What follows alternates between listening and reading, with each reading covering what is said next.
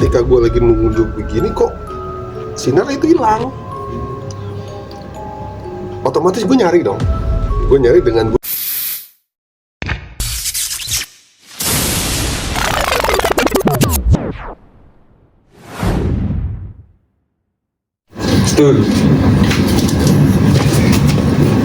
Halo guys, kembali lagi di Ajis Channel. Kita mendatangkan narasumber namanya Mas Eko. Mas Eko, selamat datang Mas Eko di YouTube Ajis Channel. guys sambil ngerokok ya guys. Selalu di sini Mas. Kita sebelumnya saya makasih udah datang menyempatkan waktunya. Oke, di rumah saya. Di rumah Mas Eko kita akhir ini. Nah, Lagi collab. Kalau gue nah ini kita mau ngebahas serius Mas tentang pernah gak sih kejadian horor di gunung yang wah banyak. Kalau kejadian horor di gunung banyak. ya, Karena gue juga dapat cerita. jadi Jadi nah itu ceritain dah sih. kalau kejadian horor di gunung, menurut Di gue, gunung mana dulu nih? adalah satu gunung lah. Iya. Sebenarnya banyak sih. Tapi yang seremnya doang ya kita ngambil. Iya, karena dari apa sih namanya, dari teman gua ada, Iya. dari banyak lah. Itu mau disatuin dari teman atau dari pengalaman Mas, pengalaman teman lagi? Gak apa-apa Oke. itu satuin aja. Yang Kalau- penting serem ya. Oh, yang penting serem ya. Ya viewersnya. Ya oke. Deal. Kopi ya. Bikin kopi nih. Ada itu juga gangguan lagi. Kak, yang serem-seremnya aja ya Mas. Kita nyambung lagi ke tadi ini serius. Ya boleh silakan diceritain. Oke, jadi kalau kejadian serem sebetulnya sebetulnya temen gue banyak, ya. Cuma kalau misalnya lu tanya balik lagi, gue pernah nggak mengalami kejadian horor, paling horor gitu? Itu menurut gue sering. Cuma memang zaman dulu itu gue berpikir bahwa hal-hal itu masih gue bawa ke logika. Jadi kayak misalnya contoh kayak ada pohon yang apa sih, ranting atau daunnya tuh gerak sendiri gitu kan, itu gue nggak mau berpikir ke arah yang mistis, karena kenapa, bisa aja itu terjadi karena angin kayak ya, jadi gitu ya, kayak misalnya cuma gue masih masuk ke itu, gue masih berpikir bahwa itu masih masuk ke logika, masih bisa ke logika ya. Nah sampai di suatu saat waktu itu yang memang gue sampai detik ini nggak bisa gue Logikain. mau gue kayak gimana juga nggak bisa gue logikain. Jadi itu kejadiannya itu kisaran di pertengahan tahun 2000, antara 2007 atau 2008 gue lupa. Pendakian ke salah satu gunung di Jawa Timur. Gue nggak mau sebut namanya, takutnya ketika gue cerita video ini viral, Iya. jadi sepi itu gunung kan, mematikan Tapi ekonomi. kan kita pengalaman kita masing-masing. Meskipun itu satu gunung. Oke, jadi waktu itu kondisinya di tahun tersebut gua sebelumnya sudah menjalani beberapa kali pendakian. Nah, di beberapa kali pendakian tersebut Rencana lah. gua itu selalu yang menyampingkan tentang yaitu gue bilang bertahan hidup, terus kemudian pengetahuan gue terhadap gunung itu semua gue kesampingkan, karena gue berpikir bahwa gini, gue pernah mendaki gunung yang ini lebih tinggi daripada ini dan gue aman-aman aja, fine aja, tapi giliran kalau yang lebih rendah daripada yang gue daki sebelumnya, mestinya nggak ada masalah dong, Iya. ya kan? Nah waktu itu kejadiannya, yaitu gue berangkat dari rumah gue yang ada di sini, itu bertiga Di Bekasi. di Bekasi. Ceritanya itu bertiga. Iya. Dari bertiga itu sebetulnya dari awal pun memang sudah ada yang mengganjal. Contohnya gue nggak punya duit, Iya. itu ya kalau di logikain ya wajar dong. Terus kemudian yang kedua ialah sulitnya gue mendapatkan peralatan. Iya. So peralatan contohnya kayak gue Ini butuh persiapan. yang dipersiapkan, kayak gue butuh keril, gue butuh sepatu.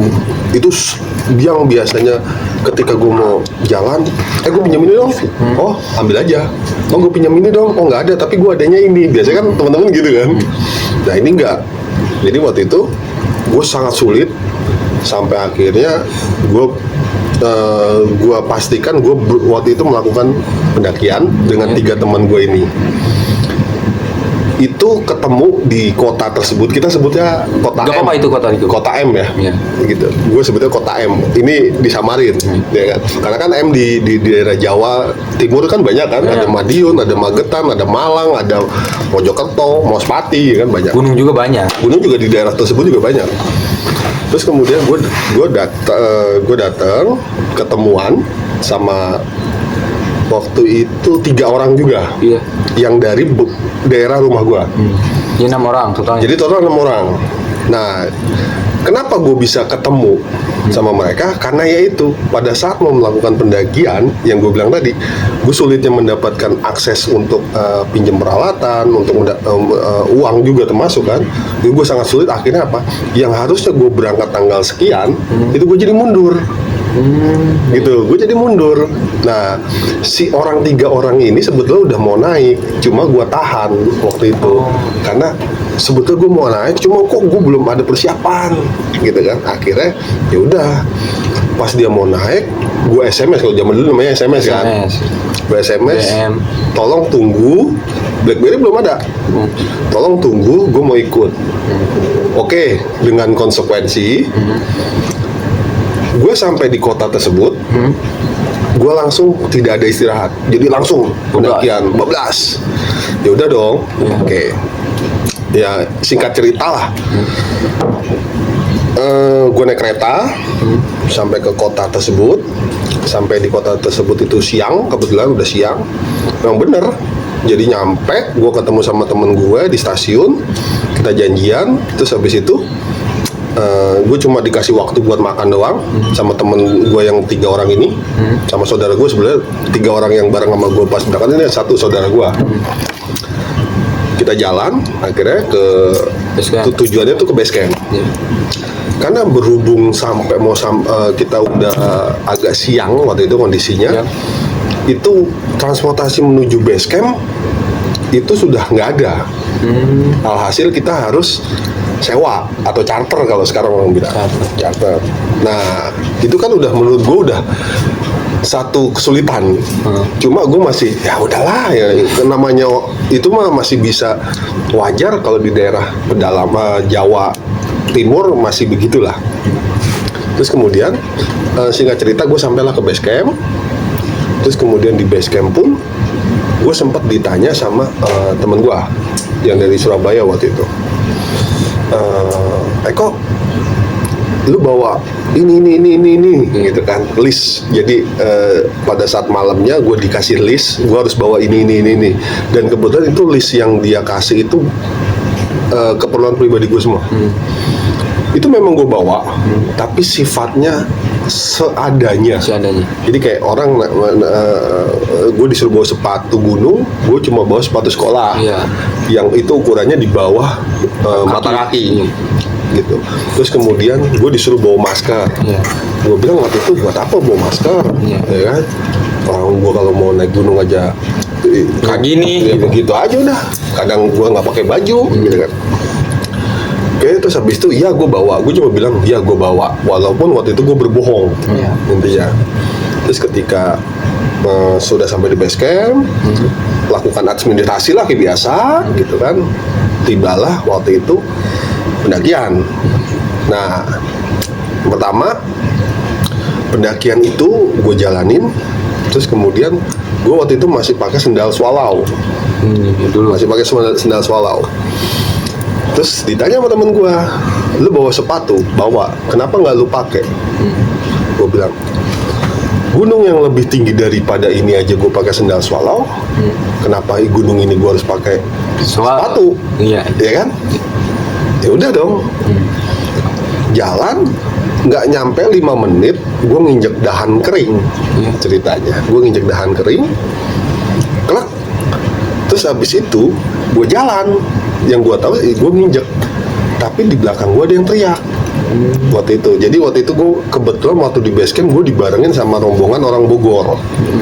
Nah terus habis itu mereka teriak karena ada cewek, bang ini darahnya siapa Terus pas gue lihat, gue tengok, lah iya ya, kok berceceran. Ada jadi di tanah itu, walaupun dia lembab pun, kalau namanya darah kan pasti ada. Iya, kelihatan. Kelihatan. Apalagi kan jalurnya itu nggak kayak sekarang. Kalau sekarang udah kebuka. Iya. Kalau dulu Bisa. masih agak-agak ketutup, gitu kan. Jadi kelihatan kalau darah itu udah kelihatan. Ternyata pas dilihat itu kaki gue, jempol, gue lupa antara sebelah kanan atau sebelah kiri, gue lupa. Pas ada temen gue langsung nunjuk ke jempol kaki gue, kok lu kenapa gitu kan. Pas gue ngeliat, lah ini gue kenapa, gue nggak merasakan rasa sakit, tapi kenapa kaki gue bisa berdarah. Habis itu ya udah, gue diobatin, langsung ditegur sama temen gue yang sebelumnya nanya lu bawa sepatu apa enggak. Dia bilang, kenapa sepatu lu nggak dipakai, kan kalau kayak gini lu aman. Baru di situ gue pakai. Setelah gue pakai, ternyata gue enak, ya kan. Ya udah, akhirnya gue jalanin loh. Gue jalani terus sampai ke titik, gue nggak bisa sebut namanya. Kalau gue sebut titik ya, Udah tahu pada pasti udah tahu. Ke satu titik, itu perjalanan tuh lama banget. Lama itu. Sekitar 5 jaman lah, 5 sampai 6 jam. Pos berapa sih itu? Apanya? Yang itu pos berapa? Pos 4. Pos 4. Jadi di pos 4. Sebelum sampai di pos 4, itu kondisinya sudah malam. Gitu kan? Kondisi sudah malam. Waktu itu kan kalau di gunung itu kan kita nggak tahu ya azan maghrib, ya kan? Kapan? Kapan? Kita tahunya feeling doang. Kalau di daerah Bekasi, ya azan maghrib ya jam 6. Udah ketahuan. Udah ketahuan. Kalau di sono kan ibu juga nggak tahu, karena sebetulnya di Jawa Timur azan maghrib itu jam 6 kurang. Beda. Sempat ada temen gue yang mengingatkan untuk berhenti dulu. Karena kenapa? Namanya azan maghrib pamali kalau kata orang Jawa bilang, ya kan? Gue cuma berpikir gini, waktu itu gue bilang sama temen gue, azan maghrib berhenti dulu. Karena di sini gue sorry nih kalau ngomongin agama ya, Iya. tapi gue tidak bermaksud untuk hal. Tapi arahnya jalurnya ke situ ceritanya. Jadi waktu itu gue cuma sekedar celetukan bahwa temen gue bilang, berhenti dulu azan maghrib. Terus gue cuma bilang begini, gue nggak azan maghrib, nggak, gue Kristen, Iya. gitu. Karena memang gue non Muslim, ya kan.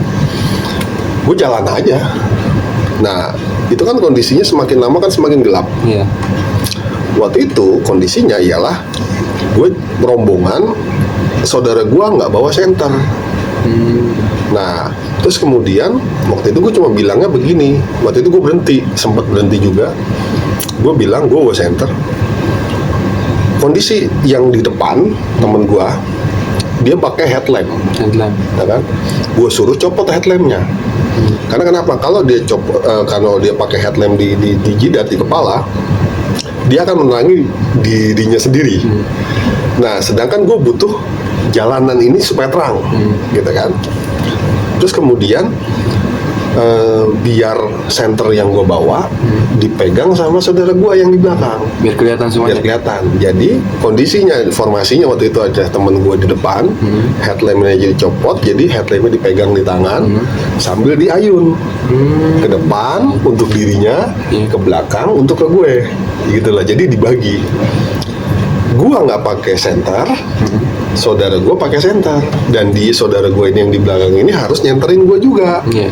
Jadi biar gue sama-sama kelihatan, gitu kan. Nah waktu itu jalan.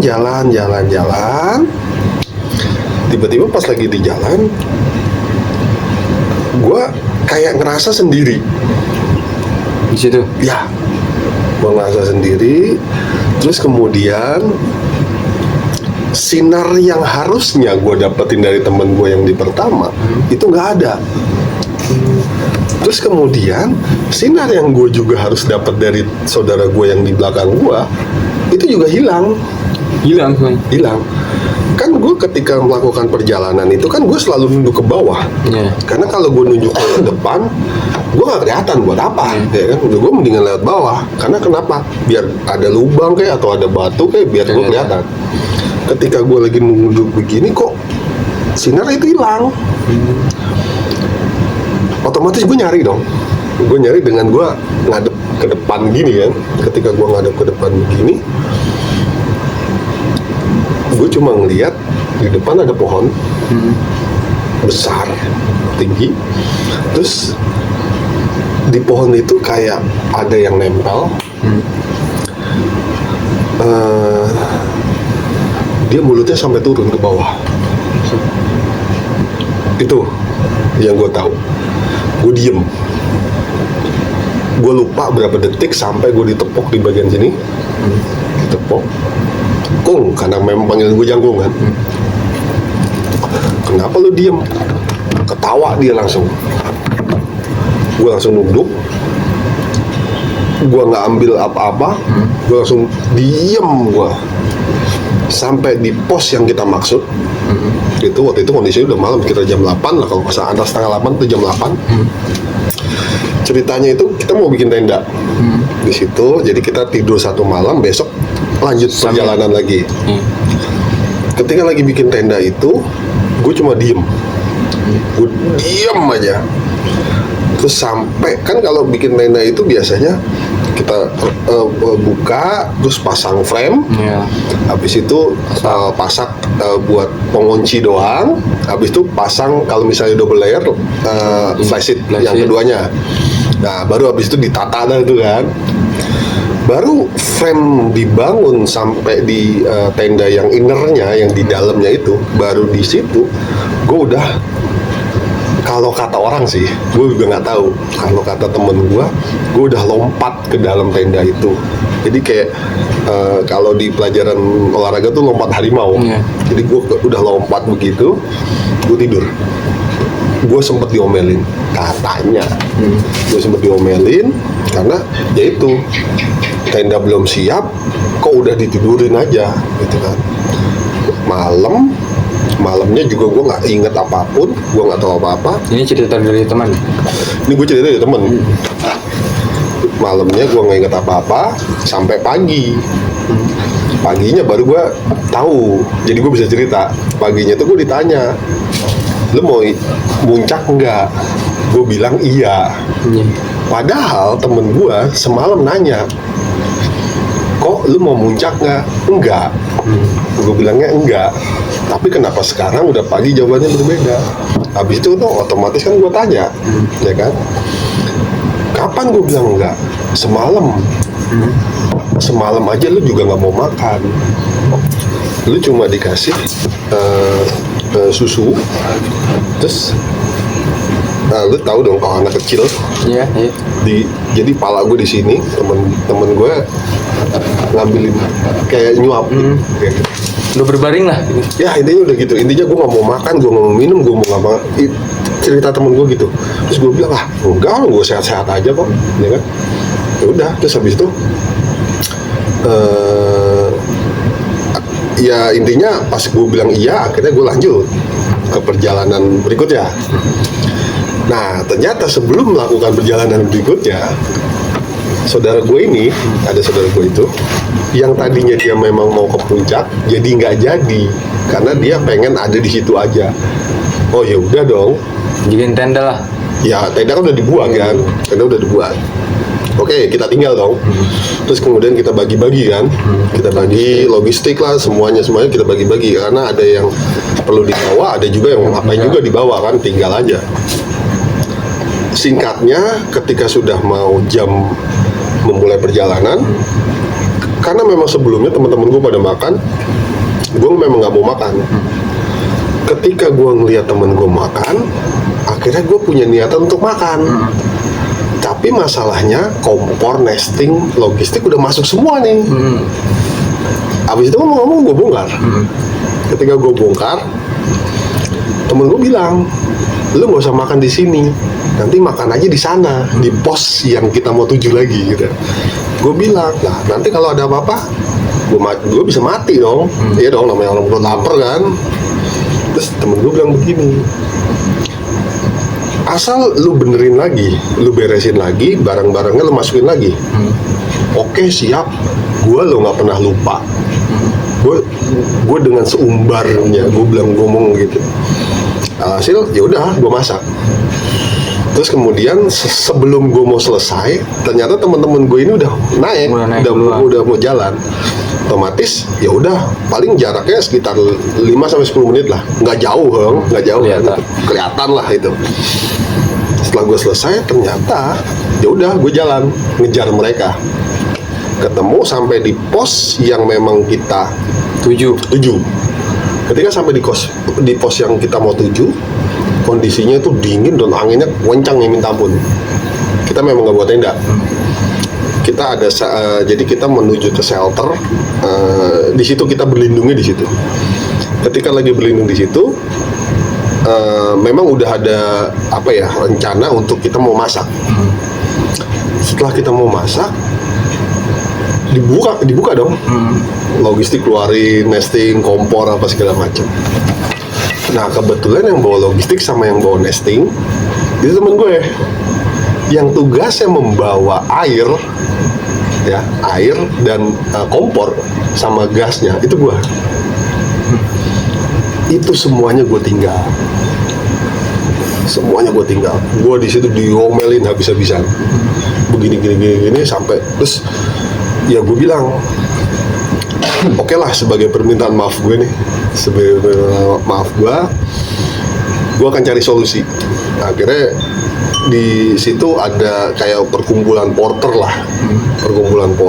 dia bikin api unggun. Akhirnya gue masak di situ, ngobrol apa segala macam, akhirnya bisa lah. Oke. Singkat cerita, gue sampai ke puncak. Gue mau ke puncak. Ya. Padahal itu dilarang, tidak boleh. Terus kemudian pas di jalan di treknya itu, memang dari bawah dari base camp itu gue udah ditanya, Kung, lu mau ngapain aja di puncak? Gue cuma bilang begini, gue pengen buka baju, gue pengen teriak.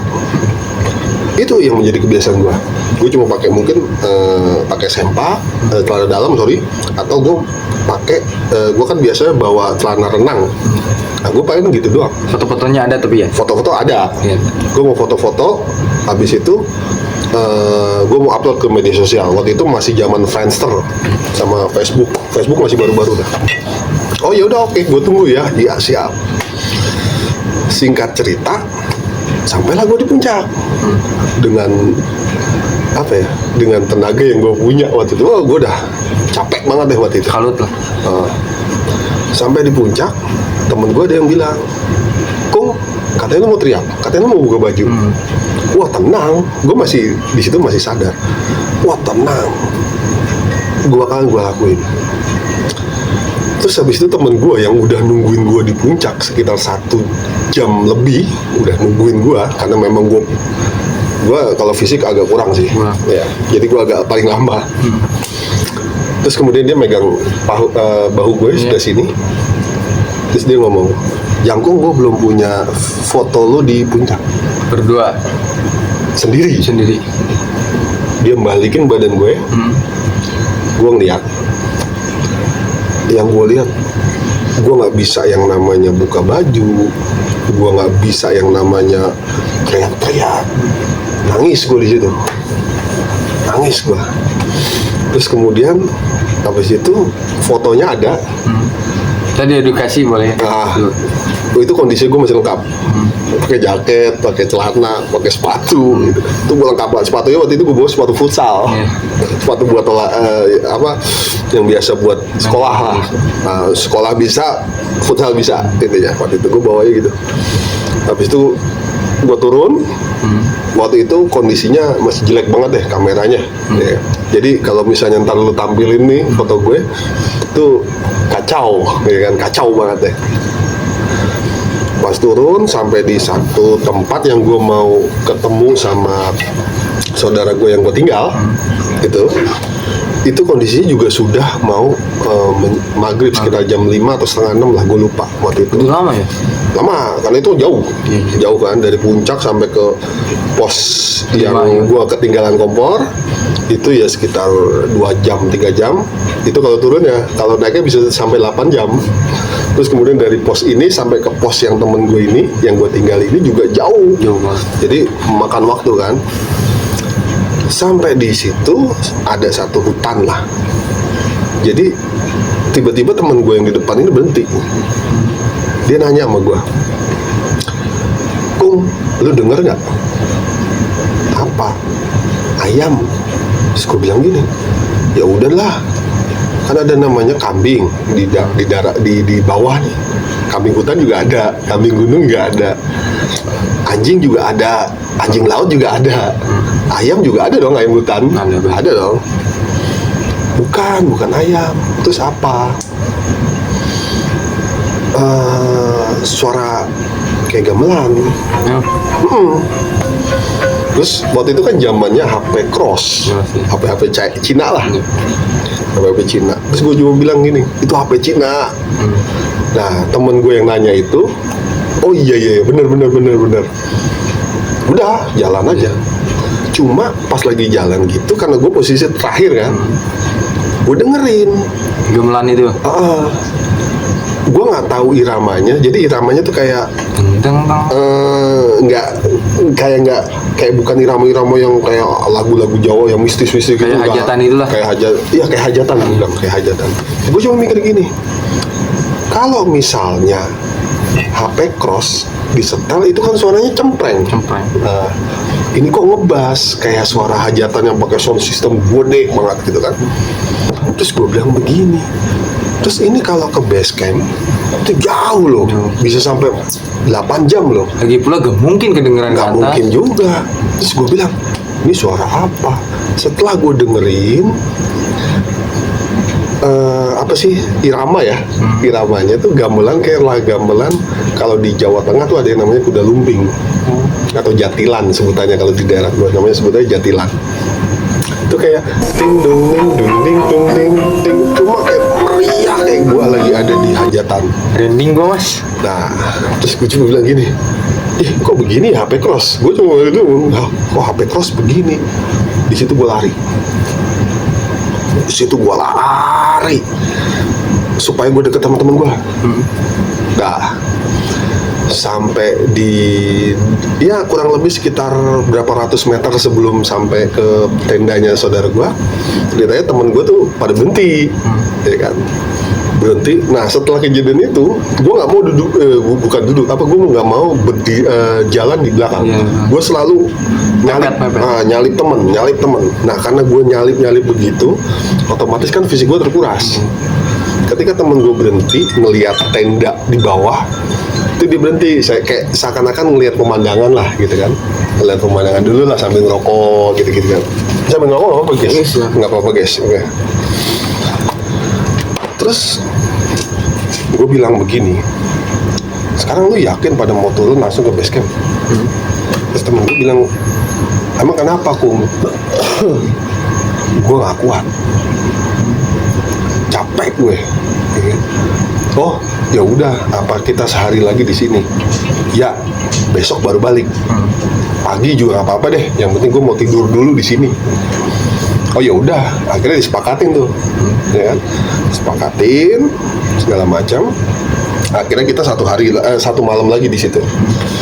Nah pas lagi malam itu, gue nggak tahu entah kenapa, habis kita ngobrol, ya mungkin karena memang fisik udah capek kan, udah ngobrolin apa segala macam, tidurlah gue. Ketika gue nggak tahu jam berapa waktu itu kondisinya, itu yang pasti teman-teman gue udah pada tidur di tenda. Gue tuh denger kayak langkah kaki kayak orang kayak orang militer gitu loh. Kayak orang militer tuh banyak baris jalan. Nah, tahu kan kalau pakai sepatu yang safety yang ada ininya kan, gitulah intinya gitu. Itu gua itu masih berpikir bahwa ini tuh orang-orang sekitar, kan tenda banyak tuh. Oh, ada yang baru itu. Masih ada orang-orang sekitar. Jadi kayak orang lagi jalan lah, entah dari tenda ini ke tenda ini, entah dari sini ke sini, karena memang di situ selain suara sepatu gitu juga masih ada suara-suara yang lain, kayak teriak-teriakan orang apa kan biasalah kalau di gunung, di camp area gitu kan, saut-sautan lah gitu kan. Nah itu gue masih oke, masih berpikir positif. Sampai gue nggak bisa nahan lagi karena gue pengen buang air kecil kan, karena gue buang air kecil gue harus keluar. Nah gue mencoba untuk gue bodo amat sama suara kayak gitu. tiba-tiba gue udah nggak kuat, gue kebangun dari tidur gue. Gue nyuruh temen gue yang posisinya dekat pintu tenda untuk tuker sama gue karena gue mau keluar. Nah cuma dia berpesan bahwa gini, lu bikin ribet. Waktu itu gue kata-kata gue masih ingat, bikin ribet lu gitu kan. Sekarang kalau lu mau pindah ke sini, ntar jangan jangan pindah lagi. Intinya ya udah lu tidur di paling ujung. Ya gue bilang ya udah, gue gituin kan. Akhirnya pindah. Terus kemudian ketika gue baru buka tenda kan itu kan tendanya itu modelnya dia punya ada teras. Jadi gue buka langsung teras toh.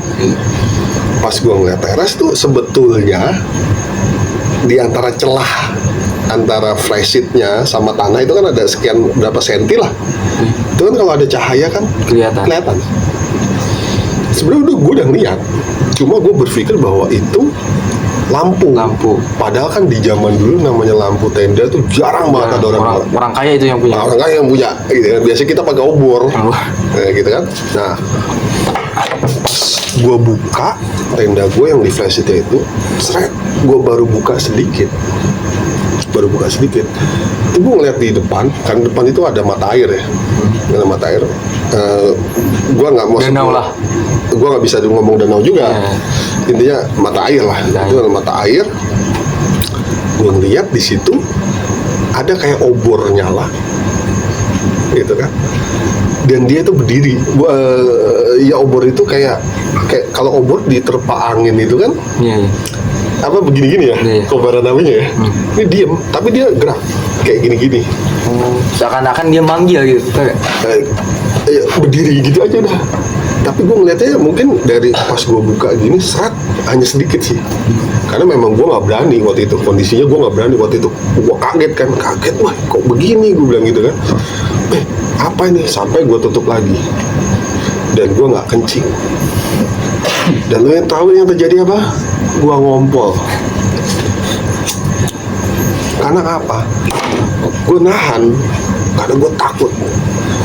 Sampai di pagi, ya itulah anak-anak tahu dong teman-teman gue. Wah, jangkung ngompol.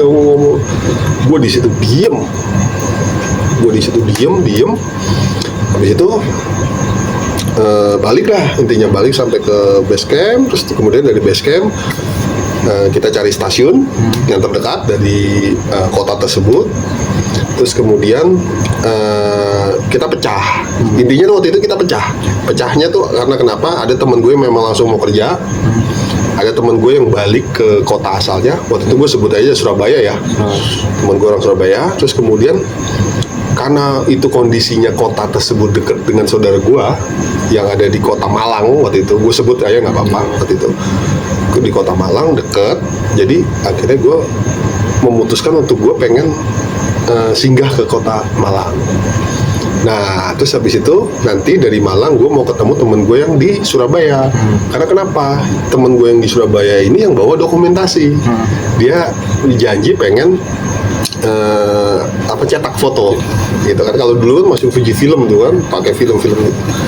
Oke, sampai di tanggal yang disepakati, akhirnya gue datang ke Surabaya waktu itu. Sekalian gue mau balik di Bekasi kan. Ketika gue tinggal di Surabaya, gue cuma punya waktu sekitar 24 jam di Surabaya. Gue bilang gini waktu itu sama temen gue, tolong bawa gue ke tempat-tempat yang memang kayak histori lah di Surabaya. Kan banyak tuh, kayak Jembatan Merah, terus Tugu Pahlawan, terus kemudian apa sih namanya? Kayak waktu gue sebut juga ya, nggak apa-apa. Gang Doli, itu kan sejarah juga dong. Ya, yang penting kita sejarah. Karena gue nggak tahu kan, sebelumnya gue nggak tahu Gang Doli itu kayak apa gitu kan. Nah, gue pengen ke situ, gue bilang. Terus temen gue cuma bilang, kenapa emang mau gitu? Gue pengen tahu aja. Waktu itu kondisinya sekitar jam, habis itu gue diajak sama dia muter sampai ke balai kotanya juga, ya kan, sampai ke daerah pecinan. Kita sebutnya pecinan karena memang itu khusus kayak sebutnya kia-kia namanya. Jadi itu khusus untuk ke wilayah apa ya yang Tionghoa ya, Tionghoa gitu. Terus kemudian di entah jam 3 atau jam 4 gue lupa waktu itu, dia bilang sama gue, mau kemana lagi Kung, dia bilang. Terus gue bilang, ada tempat sejarah lagi nggak? Gue gitu kan, ada, tapi ini agama Muslim. Apa? Gue tanya dong. Masjid Sunan Ampel, dia sebutnya gitu. Oh ya udah, terus dia bilang, loh nggak apa-apa kamu, karena dia tahu kan gue non Muslim kan. Nggak apa-apa, gue bilang nggak masalah kok. Yang penting jangan pernah lu ajarin gue supaya gue beribadah di situ, karena itu memang kita kan namanya itu kan hak asasi dong. Gitu. Oke. Akhirnya gue ke Sunan Ampel kan, kebetulan waktu itu kayak ada haul. Cara lah. Haul namanya haul. Haul tuh apa ya? Haul tuh apa nih? Memperingati ya. Memperingati Ulang tahun orang meninggal. Waktu itu ada. Jadi kondisinya tuh di Masjid Sunan Ampel tuh rame banget. Sampai gue sempet beli kurma juga kan. Gue beli kurma. Terus kemudian di satu sudut masjid, tapi di luarnya itu kan kalau di Sunan Ampel tuh setahu gue tuh kuburan tuh banyak. Jadi kuburannya kecil-kecil, entah itu pengikut atau murid apa gue nggak tahu. Jadi gue duduk, gue duduk ngobrol kayak gini di atas kuburan-kuburan itu. Terus gue bilang sama temen gue itu, boleh nggak kita ngerokok, duduk ngobrol di atas kuburan? Boleh, nggak apa-apa. Oke. Pertamanya awalnya ngobrol masalah pendakian yang kemarin kan, kita turun pendakian di gunung itu gini sampai ya itu yang gue bilang jam 3 atau jam 4 gue lupa. Gue cuma bilang begini, mumpung ini ada di tempat yang menurut gue suci, karena di masjid ya, lingkungan masjid, gue mau cerita. Apa? Teman gue bilang gitu kan, gue cuma cerita dari awal kita pendakian yang di Jakarta, di Bekasi, gue kenapa gue bisa begini, gue kok nyari alat susah, ya kan? Terus kemudian gue nginjek dahan kaki gue berdarah, di pohon gue ketemu begini, di puncak gue begini, di hutan ini gue dengar suara ini, pas gue mau ngencing gue ngompol gue begini, itu gue ceritain semuanya. Karena gue berpikir bahwa gue cerita di tempat yang aman, karena tempat itu religi lah ya kan. Terus kemudian habis itu dia cuma bilang begini, lu tahu apa yang terjadi malam-malam pada saat kita mau sampai di pos 4 itu?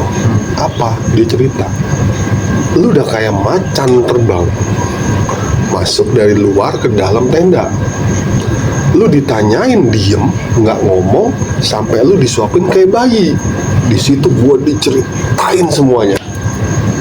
Terus habis itu, ketika malam-malam juga, pas lu jalan, lu tuh kayak orang yang linglung, tau nggak? Terus gua bilang, enggak, gue sadar kok gue gini. Ya, itu kan menurut lu. Yang menilai lu kan orang lain. Gue ngelihatnya seperti itu. Sampai di situ gue langsung, terus gue kenapa ini ya? Ya itu, mungkin kalau dia bilangnya gitu, gue masih ingat betul kata-katanya dia. Lu terlalu sesumbar. Jadi orang akhirnya apa? Ya sama yang nunggu, lu kayak dikasih cobaan. Itu belum seberapa Kung, dia bilang gitu. Terus gue bilang, kalau memang iya betul, ya gue minta maaf. Gue harus bagaimana gitu kan. Ya sudah, ketika lu jangankan lu melakukan pendakian, melakukan hal-hal yang memang itu bukan wilayah lu, ranah lu, daerah lu, bersikaplah sopan.